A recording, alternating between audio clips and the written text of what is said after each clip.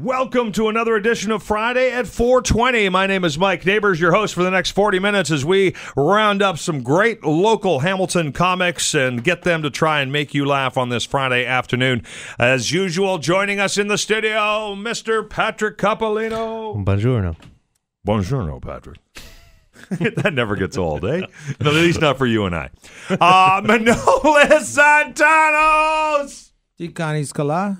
Where did the colada come from? What the pina colada? It's Ticanis. You say, how are you? Kala? It's a lot of Greeks will go, Kala, are you doing good? Kala's doing good. And me, Kala, you see Kala? Are you good? Yeah, I'm good. It's like a lot of, you good? You good? I'm good. I don't know what's going on. It's a whole big back and forth of you good? I'm good. I'm good. You good? I'm good. That is awesome. I think we should just stay with Ticanis from now on, though. Tigany. And our special guest comic in the studio today, it's AJ Bate. How are you, AJ? I'm good. How are you guys? Thanks so much for having me. Well, listen, man, thank you so much for making some time and dropping in. Tell us a little bit about yourself, AJ. Where were you born? I was born in the Middle East, in Libya. I moved here about 4 years ago. Really? Canada. Yeah, and I've been doing comedy for about 2.5 years now. Did you just move from Libya 4 years ago? Yeah, 4 years ago, yeah. Really? Yeah. That's pretty wild, man. Yeah. I mean, because things haven't been exactly, I know. calm and. Well, that's why I was like kind of hesitant because he said hi in Italian and him in Greek, and I was like, I don't know if I should. You're like, hello in Arabic. That really makes for good. I was sticking to the hi, hello. Okay, that's good. Yeah. Okay, that's awesome. Well, listen, it's great to have you not only here in the studio, but here in our country. I love that. Talk to me a little bit about doing stand-up comedy the last couple of years. You've been doing it in our area. Yeah, I've been doing pretty much Hamilton, Toronto, been to Montreal a few times. Excellent. Yeah, and going to in January, going to Thunder Bay, so that's like the furthest I've ever traveled for comedy so far. Yeah.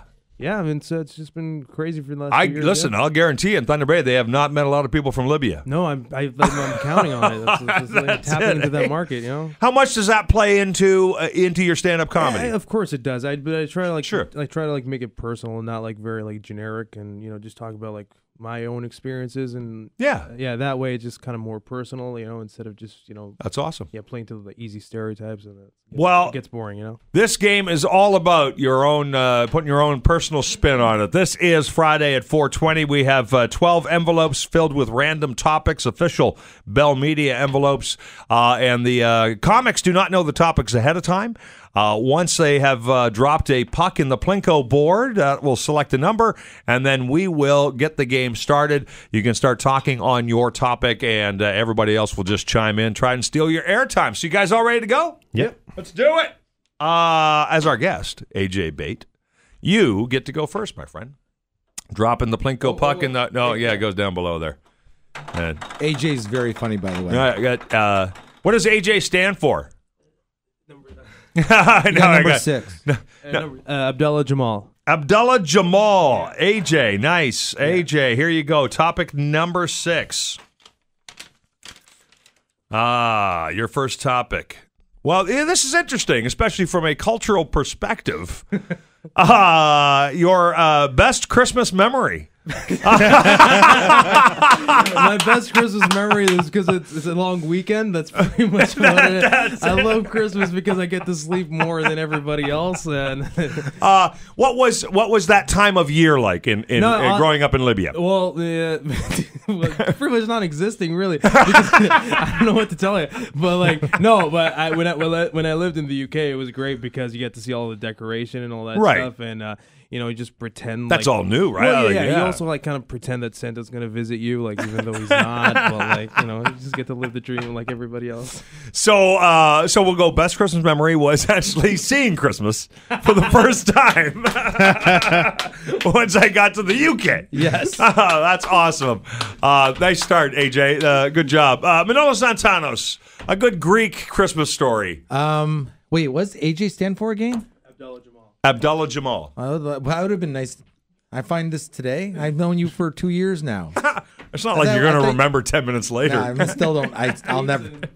I'm not going to remember. Anyways, when I was 12 years old, I remember that I was 12. I don't know why my dad is Greek. He doesn't remember anything, because I'm speaking English and I can't speak Greek. But he somehow remembered that I said a unicycle. And I go downstairs, and he bought me a unicycle for Christmas. That was the one thing he remembered. You remember? I couldn't believe. I'm like, I can't believe I didn't even know where to get one. My dad found a one-wheel bike, and it was awesome because I actually learned how to ride it, and there's so much fun as a teenager riding around your neighborhood on a one-wheel bike because. Like, I guess I did like attention, but I was like, it was a funny attention because it was like, what that is just weird, right? Yeah, you yeah, look it's like weird. I was a weirdo. Did dude. he forget his clown makeup? What's going on with that guy, right? I mean, Yeah. they just assume something weird's going on with a unicycle. Oh yeah, people are like, honey, get the gun. We got. How hard was it to learn to ride? It took. I spent all winter doing it in my basement, and then eventually, when I went outside, I realized I could do it instantly. It was not that hard once you found the center of gravity. The hard part was that you realized that it only took about 10 minutes that it started hurting your balls. Okay. Can I say that on the air? That was you did. You just did, brother. Okay. So it's done. Okay, Done. I'm not going to go back and edit that out. It doesn't seem like that's a word I need to edit out. Okay, That's good. a lot of work. But that was the hard part. I think it's affected me. Do you still have the unicycle? Yes, I do. Do you? Yeah, I even used it. Like I did an episode of Dan for Mayor. Remember that spinoff? Sure, show? yeah. They needed a guy that was like competing against Dan for mayor, and I was Wheelo the clown. And so they called me. I went in, and they're like, I showed up with my unicycle, and the director looks at me, and goes, you're the unicycle guy? I go, yeah. It's like, you can ride this thing? I'm like, yeah. What did you think? I came on. You think I took the gig? And I'm like, I hope this works out. So Lots of people would. yeah. So yeah, I'm Wheelo the clown. And, AJ, any unicycles in Libya? You ever see a unicycle? Or we're definitely starting to relate to each other. Yeah, that's good. Unicycles, no, definitely no unicycle. A lot of motorcycles. Yes, a lot of, absolutely. crashing motorcycles. Yeah, well, yeah. and then they have just one wheel, so that's Yeah, exactly. There you go. kind of Yeah, makes them yeah, unicycles. yeah. Patrick Coppolino, favorite Christmas memory? Well, last Christmas, Oh wow, he's going way back. Okay, buddy. I got a unicycle it from was- Manolis. it was and $20. Yes. it was my daughter's or my ex's year to have my daughter Christmas Eve. Oh, okay. And I gonna went cry? to bed. Yeah, I went to bed alone Christmas Eve, and I woke up Christmas morning by myself for the first time in my entire life. Right. And once the tears were gone, it was a good. What's be your favorite Christmas memory? What are you doing right now? He's using this as therapy. No, he's honestly- not getting paid, so he wants to use this for therapy. in a weird purposes. way. Like it was my favorite. It was. I'm was so glad I different. had that experience. Right. Yeah, it wasn't sad. I wasn't sad. I actually was surprised how not sad I was. I was a little concerned that I wasn't. A guy could get used to this. Yeah. Yeah, I absolutely. slept in. Yeah. But Well, again, back to AJ's Christmas. So, really, Yeah. We traded. Wake up by yourself, sleep in. It's awesome. Christmas is awesome. At least we're not all stuck with unicycles. Right? Hey, buddy? I know. It gets old quick, I actually. am telling you. I honestly, I come up with the topics, and I thought, best Christmas. Now, I didn't know AJ was going to be on the show. And I thought, best Christmas memory. I thought, this is going to be, we're going to go back and be like, well, when I was a kid, and I went, Get right into Patrick's depression. like, waking up alone. It was awesome. All right, let's move on to the next one. Manolis, would you please plinko for us? We're going to get a topic here that's going to work. well, we just had 6. Dude, that was that terrible topic we just had. You don't want that one again. Okay, worst Christmas memory. 3. A 3. Here we go. All right, number 3. All right, we're playing Plinko here on Friday at 4:20.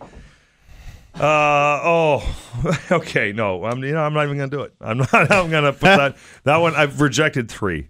I'm gonna choose the next one closest to 3 is 2. Because my brain? No, it was another Christmas question. You know what? I do understand why you think Christmas is a safe bet, but It didn't work out so well, AJ. No, it's not. That's all right. Okay. Oh, Lord. I don't even know if this one will work. Here we go. Manolis, Yes. you're not even going to know what the word is. I'll try. Maybe you will. Doppelganger. Doppelganger? Doppelganger. Everybody, they say, has a doppelganger, has somebody else who looks identical to them. Oh, okay. Somebody else who and you probably don't know them. So it doesn't have nothing But to have do you with ever fruit. met? No. Have you ever met anyone who said, "Oh my God, I met somebody who looks just like you," or have you ever had a run-in with somebody who looks so similar to you? This one that for you? Yeah. There's times where you remind me of Jeremy Piven, or Jeremy Piven reminds me of you. I don't know. I get Jeremy Piven a lot. Okay. I think he's Greek too. It's your facial structure and the way you talk. I don't see it. Whether my hair is like short or long, it doesn't matter. I'll go. Oh, people like. I think maybe I can something see, way I talk. I can see the but also the way the cheeks and the nose come out. Yeah. Yeah. He's so Jeremy Piven's your doppelganger. Jeremy Piven. I also get unsuccessful Jeremy Piven, and I like Jeremy Piven actually. He does stand up now. Yeah. I think he seems like he might be a bit of a dick, but I think he I don't know. I still like. Maybe him. he just plays one on TV. Maybe I also get what's the Girls Gone, the guy that created Girls Gone Wild. Yeah, Jeff something. You know, I swear to God, I don't know who that guy is, but the guy that's he went to jail too, I think. A lot. Jeffrey Ross called you He that. went to jail a lot. Oh Lord. Yeah, I don't know what he did, but no, I'm not bragging. I'm telling you who looks like me. What did I do to deserve this? Girls Gone Wild. That's a good thing on the road when you don't have data. Let's not go there. You just go watch the infomercial over and over again until you go to sleep. Sad and alone, like Patrick on Christmas. All right, Patrick Capolino. We already know that there's a resemblance, and you killed it on Halloween as Louis C.K. Louis C.K. Yeah. Your Louis C.K. was phenomenal. Is there? Have you ever? I was actually more thinking along the lines of somebody who's not famous, like somebody. Like, have you ever heard of? Have you ever met somebody who looks very similar to you, or has someone come up to you and said, "Oh my God, I know somebody who's like." There's been a couple times where either I've been mistaken for someone else, or I've had people tell me, like, especially like in the Hamilton comedy scene alone, like at one point there was like me, Nick Dury, and even Jordan Hoth, like, we all beards and wear the same kind of hat. Oh, okay. So there's points where like they'll come up to me like, oh, people keep telling me you look like, or they keep thinking it's me. Yeah, exactly. But honestly, since I was even a teenager, people were or no, maybe it was like 18 or 19. I started getting Mac Miller. Do you know who that is? No. He's a rapper. He just yes, okay. He just passed away actually recently. Yeah. But he's like around my age or younger than me. But that's 26, it. But I get compared to him all the time, even especially on the internet. Okay, Mac Miller. Mac Miller. Excellent. Your doppelganger's Mac Miller, and you can now. He was with Ariana Grande, so I'll take that. All over that. You gotta meet Ariana Grande now. Like, she might be like, wait a minute, there's something about you I like. Well, because people have a type. Yeah. That's pretty sweet. Now, She's maybe all our types. Now, maybe her type with Mac Miller was that he had money. Yeah. That could be the type. Maybe one day. AJ Bate, our special guest comic. You ever get recognized for somebody else? You ever have a similar feeling like that? I have a story about being having a doppelganger. Actually, it was around the time where I broke up with my ex-girlfriend, and I was a little bit bitter. And so she walked by a place and she said, "Hey, I think you're inside, like, in that comedy place." And I wasn't. Like, I was in Hamilton. She was in Toronto. But I of course I didn't say that. I said, "Yeah, I'm inside. Come in." And then she walked in, and then she calls me, and she was yelling at me, the fact that, like, it wasn't me. She thought she saw went you. and tapped on the guy's shoulder, and it wasn't nice. him. Are they dating now? I don't want to really think about it. Does she have a type? Yeah, exactly. Yeah, that's something now I'm thinking about. So that's very funny, man. Especially because in your sort of bitter state, you were like, Of course, this is revenge, which is not really. Yeah, but, come on in and see me. Yeah. Oh, that's nice. Very nicely played. He looks like George Clooney, doesn't he? Oh my God. He's got a little Clooney. You don't think so? He was a very handsome man. Oh, thank you. Appreciate it. Yeah, sure. if George Clooney and his wife Amal had a son, right there. Kaboom! Boom. That's right there. The future of George Clooney. We're looking at it right now. He's the is it Libyan? Is that who? Yeah. He's a Libyan Max Kerman. The Oh, Arkells. yeah, the Arkells. When you wear your jean jacket and stuff, and when your hair's longer, I always think you look like I've Max had Kerman. that before. Yeah. See, you got all kinds of doppelgangers Yeah, around. it's really good. Not bad. All right, Plinko me. Whose turn is it to drop the puck? Patrick All right, Capolino. doppelganger. That's done. Okay, give me a good one here.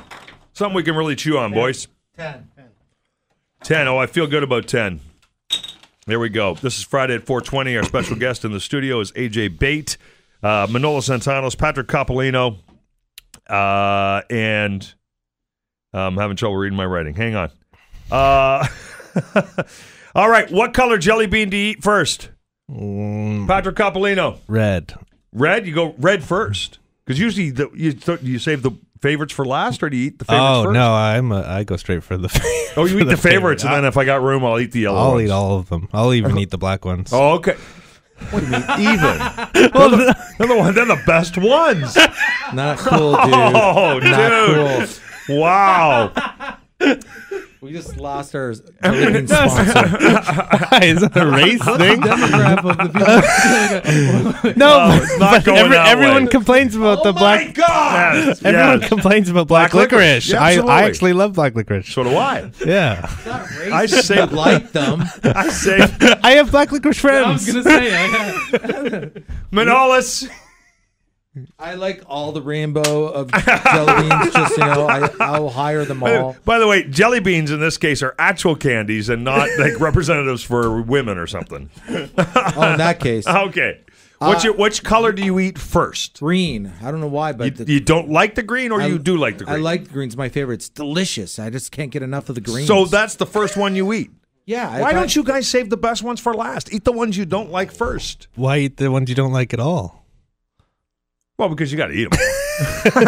That's just you have to. They're jelly beans. They're all I remember okay. in grade 2, this kid Sultan said I gave him his name was Sultan. Sultan? He was East Indian. I don't know. I remember that was his name, Sultan. Yeah. And we were best friends in grade 2, and I gave him a caramel thing, one of those caramel squares, and I just ate him. He's like, "What are you doing?" He said, "You got to savor it. You got to let it stay in your mouth for a while."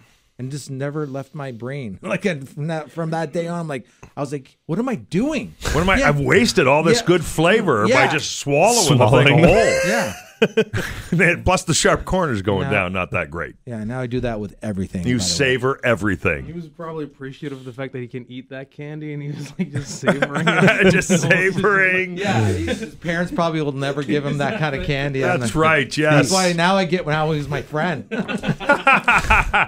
AJ Bate, I got a fistful of jelly beans for you. Which color are you going to eat first? The blue ones. Blue jelly beans. Yeah, the blueberry ones. Oh, okay. Yeah. Oh, you're like eating the fancy kind Yeah. there. Oh, you got the I'm fancy sorry. I ones. thought- okay, Well, that's not blue. Isn't traditionally one of the okay. original Really? one of the original 6 colors. I'll probably then eat the yellow ones. Okay, Yeah. because you don't like them. You like them the least. No, I actually. Oh, I damn it. actually do like them. I like them a lot. Damn it, you guys! Oh, don't. What about you? You. Yeah, what do you what'd eat you first? do? Yeah, you I all. don't think we're all idiots. What do you? What's the trick? Because It's, I don't know. it's obvious that you rank them in order of your favorites, and then you eat the least liked ones first and save the best ones for last. That's how I would always do it. Yellow always goes first. Don't like the yellow at all, but I I still like eat yellow. them. Then the green, then the orange, then the red, and then the black. I don't like grape flavored things. I like grapes. I don't like grape flavored things. It's a grape. You know the order Patrick will eat them in. All right. Do you guys do Skittles? Do you do like I do the same thing with Skittles? I break them out. No, I take handfuls of Skittles. Oh, like the multi-flavor. I mash them all together. Okay. I Yeah. hate Skittles, all of them. Why? Yeah, I don't know why. I think it's the most overrated candy in the world. I think it's a waste of time. If I had the money, I would buy the company and then close it. Shut it down. Yeah, I would. Oh, that's a hatred for Skittles, man. It's just like, what are we doing with this candy? Skittles are It's just in awesome. my way. I have no It's time in for your this. way. It's in my One way. time we were at a convenience store and he went, "Oh, no way." And I was like, "What?" He goes, "Look what they have." And it was licorice. like love licorice. Twizzlers licorice. Like he couldn't believe they had it. Like it was whoa, Yeah, I have a bad. Dude. I'm like that with dude. things. Taste the rainbow. All right, Skittles are it, man. The commercials are amazing. AJ's a Yeah. big fan of Skittles, aren't you? I love Yeah. Skittles, the sour ones, all of them. Oh, I can't do the sour. Oh, I used to like no. the sour ones. Was that No. you used to? I used to, yeah. I love the sour ones. Yeah, for sure. I don't like anything sour now. There was a like a dirt road in I think it was in Indiana, and a tanker truck wiped out on the dirt road, and the dirt road was covered in Skittles. And the tanker truck was taking them. They were Skittles that were like deformed. They came off the line and they couldn't be sold in the packages, and so they feed them to cows. Oh. Put it in with the feed, man. It's just sugar. Yeah. Yeah. There's a Skittle story for you. Taste the rainbow. That's a true. That's a true story, yeah. That's why. That's bizarre, eh? Do you have a new appreciation for Skittles now, my friend? They're feeding the cows that turn into the beef that you eat. Well, Well, I don't know what to tell you, man. I still don't think they. all right. Who's Plinkoing? Who's next? I think it's AJ again. Oh, AJ is back up. AJ Bate, our special guest in the studio for Friday at 420. Patrick Coppolino, Manolo Santanos, thank you so much for being here with us and supporting local comedy. And as we always like to tell you, get out, support local comedy in our community. Amateur nights, pro nights, any nights that they got a mic open and some comics are there, get out and support them. Number 2 is the number we're at now. Did we already do 2? I don't think so. Did we? Did I just lose it? No, we did it. We did? Yeah, we did 2 already. Okay. 9. 9 is the one above it. 9, yes, let's go with 9. I like 9. Okay, here we go. Number 9, Friday at 420, AJ Bate. Your topic is, he's wincing. I'm scared. You're wincing. I'm so scared. Well, that's good. It's a scary topic. Okay, oh my God. Scariest thing in a movie. Scariest So thing yeah, in the so movie? what's going to scare you? You know what I mean? Like, there's lots of different, right? Is it the horrific killer? Is it the tension at the last moment? What's the scariest thing in a movie? I have a rule like that I hate stuff that I hate seeing in movies is violence against kids and dogs. Like those are 2 things I can't stand. Just in can't movies. even. I just hate that. Even if it's integral to the plot line. I can't do it. Just like, can't. You so can't the do that. most 2 terrifying scenes of my life was the Dracula movie, the Gary Oldman one, Right. where he brings this baby and then like everybody like starts. Oh, yeah. And then there's the scene in the movie It that just recently released. Right. And in like the first, I'm sorry, spoiler, but like in Yeah. the first scene of the movie, this kid just gets ripped. Oh, yeah. I was like, this is the most horrendous that you just thing I've can't ever do seen. that. And it's like, oh, I'm out. Technically not a spoiler when it's the first scene of the movie. Yeah. I think that's okay. It's also You- been out for a year now. Yeah, so you could toss that one out there. I think if you give it away at the end. I think Manolis is pondering now the question. He's just protected kids and dogs. Well, what's the scariest thing in a movie, Manolis? I think the scariest thing in a movie is like whenever was it the Chainsaw Massacre guy? Texas Chainsaw Massacre, sure. Yeah, it was just like Leatherface. it's more frustrating because as you're watching it, no matter how the guy's limping and the other guy's he's running like he's in a race, and no matter how far he runs, the guy's like 4 steps behind him. That's just frightening how Leatherface can keep up with anybody. Right? It's Yes. It's like I'm like, dude, I'll see you tomorrow. I couldn't I'm outrun gone. him. Nobody could outrun him. Yeah, You get on your unicycle and start pedaling Yeah. as fast as you can. If I was on my unicycle, I could beat the Chainsaw Leatherface, Massacre. Yeah, sure. Leatherface. Plus, forget he's about carrying it. a chainsaw. That's Yeah. got to be a bit Yeah, dangerous. I don't know. Yeah, I don't know. I just don't. Yeah, I don't. Do you like scary movies? I don't mind a good scary movie. I don't mind like getting a good spook on. Is that a saying? But Get your spook on. what's the one with the claws, the fingers? Freddy. Freddy Krueger, Yeah. Nightmare on Elm Yeah. Street. Yeah, that was You like pretty- those ones? Yeah, those are good. Yeah? The early ones with Johnny Depp. You know, Yeah. he was so dreamy back then. Yeah, is that why? But I like the idea of trying to stay awake too, because that's because you couldn't if you fall asleep, that's where he got you. in You're your gonna die. dreams. Yeah, so- Absolutely. So do you prefer like sort of slasher genre versus the high tension, eerie? Build-ups are always good. It's got to be. Build. I good used to build-up. have a problem where like I there's a thing for it where like, some spirit would just be like over you, like you couldn't talk, but you could feel it there and it couldn't breathe. Right. You ever have that? What Yeah. is that? You used to have it. What is like? There's a thing. Sleep app. No. Sleep apnea. I had. It's like I can't breathe. And So I'm yeah, I feel this dark spirit come.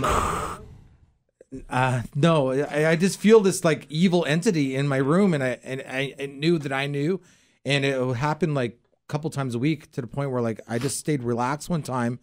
I was getting annoyed because it was interrupting my sleep, so it got really up on top of me, and I grabbed it with my arm and I choked it, and it worked. The entity. An entity, whatever it was.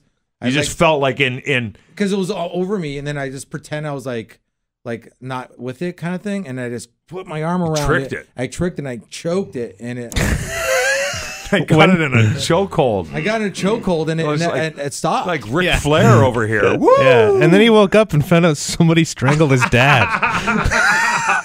Well, as long as it wasn't a dog or a child, AJ's okay with that. Yeah, he's okay with that. Patrick, scariest thing in a movie? Willem Dafoe Will. in any movie. He just looks like this is not going to go well for anybody. Willem Dafoe's good. Yeah, I could see that, man. He's kind of just a creepy. He has a stretchy face. Oh, he's does, super yeah. creepy. He has a I met him stretchy in face. person once at TIFF. What's he like in person? Creepy. Scary. He has even creepy teeth. But, you know, Oh, like, his it's whole just- face he's- is, he's yeah. everything. Everything about him is just creepy. Willem Dafoe. Is there one that he's I scariest? actually like seeing him and stuff, though. He's just creepy. He's a really Yeah. good actor, but he's creepy. Yeah. Yeah, creepy actor. Excellent. All right, whose Plinko time is it? Me? Is it me? Yeah, sure. Okay, why not, Manolis? Stop wrestling with your demons here on the air and let's get to it. Number 7. Number 7. Manolis has felt very strong about number 7. Here we go. What's your personal cure for a hangover? I know you're not a huge drinker, but if you find yourself on the bad end of a bad night, I won't tell what's you your what personal cure? I can't tell you real things because we're on the air, but Nothing gets the blood flowing. Your Manolis's cures need a cure, and then you need a cure for that cure. And you just keep curing. Yeah, and then eventually you just pass out. I usually have something in my gym bag no matter what the problem is. If Okay, there's something to take care of that issue. Yeah. Right now, what's really good for a hangover, there's activated charcoal. You ever heard of that stuff? Okay. Yeah, so that's what they give to people that are like in hospitals if Yeah, you've been poisoned. getting your stomach pumped. Yeah. Yeah. So, but you can just take it. It's good for But aren't people also using it on their teeth or something? They're using some kind of that same stuff. right? Activated charcoal to whiten their teeth. You take like 4 to 6 pills of that, like if you're like hungover the next day, or even like before you go to bed, and just really takes the edge off. Really? Yeah, I swear to God, it excellent. works. Activated charcoal, Yeah. very good. I've seen companies cooking with it now too, like bagels and stuff. Oh, really? Yeah. Oh, wow. I hadn't seen that. It's good for the body, dude. Is it active? Okay. It activates the charcoal, and then you put it in your body, and you become activated yourself. That is awesome. That is, you know what? Outside of Friday at 420, Manolis and I are going to do a health show. You can describe how the activated charcoal works. And if you put the word activated, I'm taking You're it. taking it. It's Yeah. activated. Yeah. It's because you're already thinking it's already one step ahead. You don't have to Dude. activate it yourself. Yeah, it's doing all the work for you, man. Patrick Capolino, what's your cure for a hangover? I don't have much of a cure, No? but hangover prevention. I think a lot of okay. people underestimate the power of a few glasses of water before you go to bed. You know what, yeah, dude? yeah. Absolutely. That easy, right? Yeah. I mean, and I know I'll chug 2 like bottles of water. Yeah. If I drink 2 bottles of water, I will be. I'll be. The next day will be rough because I probably stayed up way too late to put a bunch of poison in my body. Yeah. But I won't feel any of the horrible effects. So you're absolutely right. Water, I think, And is like even if you go out with women and like they're getting drunk, it's very offensive to them if you offer them to drink some water. Water? So like, what do you think? I'm drunk? Oh, like, you are. yeah. That's why I'm Yeah. giving you water. You're embarrassing me. Would you like? Can I get you a water? I want What are you another saying? wine. Why can't I have another wine? You can stay if you want. Yeah, exactly. Was that your tip? No. as- Actually, a shot of ginger is really good. Ginger, okay. Yeah, and coconut water. My wife likes ginger ale. Finds that useful. Yeah, like if you actually like go An actual shot of ginger. You get like these healthy like stores, whatever they have like shots of ginger that you can take Okay, with coconut water, and just a lot of carbs. and that works well. Oh yeah. Now, is that before you go to bed or when you wake up? Oh, when we wake up. When you wake up, you can go with that. All right, look at that. Some easy, cheap advice here on Friday at 420. Really helpful. Do they have like coconuts in Libya? No, they do not. Coconuts or Christmas are definitely one of the That's two of the things that you're not going to find in Libya, brother. Whose turn is it to Plinko? I'm losing track here. I lost control of this show a while ago. Can we go to Libya sometime? I don't want to. AJ's not going back. You can if you want. 5. Number 5. Here we go. Number 5. Topic number 5 here on Friday at 420. Topic number 5. Oh, this is... Who did these topics? I'm going to keep looking through topics till I find one that I like. This is a comedy question. Okay. Okay? when you've had a great night on stage, do you remember it? Or is it all kind of a blur? Does a great night just kind of go? Is it a blur, or do you remember every moment of it, or how does that? What does a great night feel like after the fact? Well, I think the immediate, you did well if you did well, right? Yeah, the room's been lighted it up. But yeah, it depends too. If it's great for certain reasons, like when I got to do Massey Hall, that was a blur just because I just couldn't believe it was happening, right? And it also went well, so I was really happy. And you're like checking the but thing out. The adrenaline was just over the top. Yeah. But you remember just certain moments of that night, or? I remember before getting on stage the most, and the walk to the microphone, because it was the furthest I had ever had to walk to all a microphone across the hardwood. Yes, Gordon Lightfoot's made this walk. Yes, excellent. What about you, Manolis? What do you from a great night? What do you remember? If you get laid or not. If you get laid, it was a great show. Because you did so. If you have a good show, it's like it was so good that some girl has watched you, and they decided like, you know what, I'm gonna get laid tonight, and they picked you, and you've just been blessed to be one of the chosen ones of the universe on that night. And you didn't sell any merch. And you didn't sell any merch, but it doesn't matter. You don't got care. laid. Yeah, I honestly did not see that answer coming. But no, honestly, I'm not lying. That's it. That's it. Oh, I know. You're not making this stuff up. Yeah. It's If we know anything about you at this point, Manolis, it's that you are truthful. That's Yes, always vitally important. I mean, having a good set is great too, I guess. But but it's still so a great set, but you don't get laid. What happens there? Are you thinking, maybe it wasn't as good as I thought it was? If you obviously remember, like I was lucky enough to open up for Russell a couple times. Yeah. But it's like it's crazy when those situations happen because it's just you're higher than high. You know, Yeah. like it was like Russell was like same with Pat was like 2,000 seater Right. or so. I think it was Massey Hall, but 2,500. Okay, but it's like you just the hit of the laughter. It's like it's overwhelming, and you can even think about that night, and you remember like, oh, I want to do that again. What do you guys? So when you had that opportunity, then you guys have done so much stage work in smaller clubs.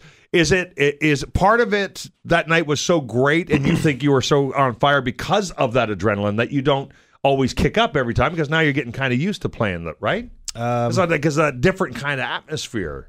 Yeah. There's a little more comfort in knowing, like, okay, there's 2,500 people here. Even if 1,500 of them don't laugh, there's still 1,000 people laughing. I love how like when Pat said 2,500 and looked at me as if I'm gonna relate to him. I was like, yeah, sure, dude, yeah, 2,500, yeah. AJ Bate, what is that? What do you remember about a great night? Well, I also felt very high when I won the first round of Go Yuck Yourself. Okay. In front of 20 drunk people that will never. Excellent. That's a good night. Yeah, it was a great night. Yes. Yeah. It's like Massey Hall or opening for Yeah. It's very similar. Yeah, I feel like in the company of peers. It's great. Do you remember moments, even like from a set where it went really, really well? Is there certain jokes or certain moments where you go, "Oh my God, this is going so well"? Is it early in the set? When you first start out, like you're so nervous. So when you do well, you just like I'll take it without. But once you do it more and more, and you start having more good sets. Yeah. When you have a good set, you're more aware of in the moment of why you're doing well. Yeah. So like for example, like last Friday, did a really good show in Toronto, and I got laid because of that. That's how you knew it was great. And honestly, like that's really the best answer. But you kind of know like throughout of it, that you're doing well because of like how you're telling your joke, how confident you are, and all that. Is it a little? I don't know if any of you played hockey, didn't you, Patrick? A little bit. Yeah. So I was a goalie, right? And early in the game, if I made a good save early in the game, then I just knew it's just like, oh yeah, it's here tonight. Is it similar when you get on stage, like the first couple of jokes are going to set the tone for whether you this is can going to tell be in the first 30 seconds to a minute how well it's Really, going to go. eh? Yeah. You can tell before you even tell your joke, just like if people are just laughing by just looking at right. you. Which is why the warm up, which is why the MC or the warm up or all those things are so important to the whole evening, right? It's not just you walking out there cold. Here, let's go. It's showtime. Yeah. I had to open up for Pauly Shore one time, and they asked me the guy emailed me. It's like, can you want to open up? It's paid $75. I was like, oh, sure, why not? It's like it was in Brantford. And then last minute, I guess he checked me out, and I guess he figured out that I was better than I was. Right. He goes, no dirty jokes. I go, okay. So I go to the show. I'm like, there's no plan B here. I got no plan B. Yeah. And you're paying $75. So I'm like, I'm just doing it. Yeah, you give me $600. Yeah, I'll clean it up. But you $75, you get me. That's what you get for $75. So I did my thing and I destroyed. And the whole time, that was the only time I ever was killing, where I felt like every time they laughed, I was like, oh, I'm dead. I don't really want you to laugh this hard. And I was like, I felt like, and then I got off stage and I realized Paulie wasn't even watching the show. So it was perfect. I got away with it, but he did good too. So it all worked out. But yeah. Well, he would want, he should want you to get them warmed up, right? Get them feeling comfortable laughing. So, but you've heard stories of different comedians where they'd rather you not. Oh, okay. Yeah, a lot of comics on purpose, bring overshadow openers them. that are not good, and just to make themselves look good. It's funny you say that, because I saw an opener for, and who was that? I don't even remember who it was, but he's a big name comic, and the opener was like a friend of his who wasn't even really a comic. He was terrible. And he kind of came out and he was like told a couple of kind of goofy stories or whatever, and then it was over, and it was like, that's like the worst opening act I've ever seen. But I guess he didn't want a competing comedian, so he brings his buddy out to tell a couple of goofy stories. Which is weird. It says more about the comic himself. I've opened up for people where they've not used me again, but I'm like, oh, okay, I get it. But guys like Russell's I always used to say his name, but Russell's a good example. He doesn't care how good you are. He loves you. He loves strong comedians. Wants to share and share, but he's not afraid give of you an falling opportunity. Yeah, not afraid. But you said it makes him work harder too, right? Yeah. It's just at the end of the day, if no matter how funny Patrick or AJ or whoever is in front of me, I'm at least as funny as them. Right. So what's the problem? I'm sure I'm going to do, if at the worst case scenario, I should do as good as they do, if not better. So it just always seems to me that once the audience becomes comfortable laughing out loud, we're all going to win. Yeah. It's just you got to get them over that hump, right? Especially in smaller places where there's 20 or 30 people, they're uncomfortable laughing out loud. So once we get them laughing out loud, we're all going to have a good night. Yeah. Right? Yeah, we should all get drunk. You know what I mean? There should be enough booze for everybody. Listen, if we all have a good night, we'll all get laid. Hey! Right? Seems like an excellent place to end this show. It has been awesome meeting you, AJ Bate. Thank you so much. Thank you for having me. Yeah, thank you. One last question. I don't want to keep going back to the Libya thing, but it seems like a pretty big deal. Yeah. Stand-up comedy clubs in Libya? No chance at all for any career movement there. That's why I'm here. I don't want to go back there because not be able to. Is comedy a part of the? No, there is. We have plays that are strictly just comedic plays, but those guys pretty much are starving to death because nobody. Which is it's not that different from here, but that's right. But at least here it's sort of kind of respected, But back there it's really. How can people follow you on the social media? AJ Bate on everything: Facebook, Twitter, Instagram. AJ Bate. Yeah. Thank you so much for coming in and doing this with us. Really appreciate having you. You did a great job for us. Appreciate that. Manolis, go ahead. Give us your Instagram. Manolis Santanos on anything. And if you see me on the street, just put your hand on my shoulder. Just say hi. Say something nice. Just say something nice. Give him a hug. You'll take a hug, won't you? Yeah, I'll take anything at this point. Patrick Capolino, how am I following you, buddy? Find me on Facebook as Lawrence Morgenstern. There we go. All right, everybody. Thank you so much to our panel of local comics. Get out and support local comedy. We certainly would appreciate it. And until we get a chance to talk to you again in 7 days, thanks for listening to Friday at 4:20 on Funny 820. Have an awesome weekend.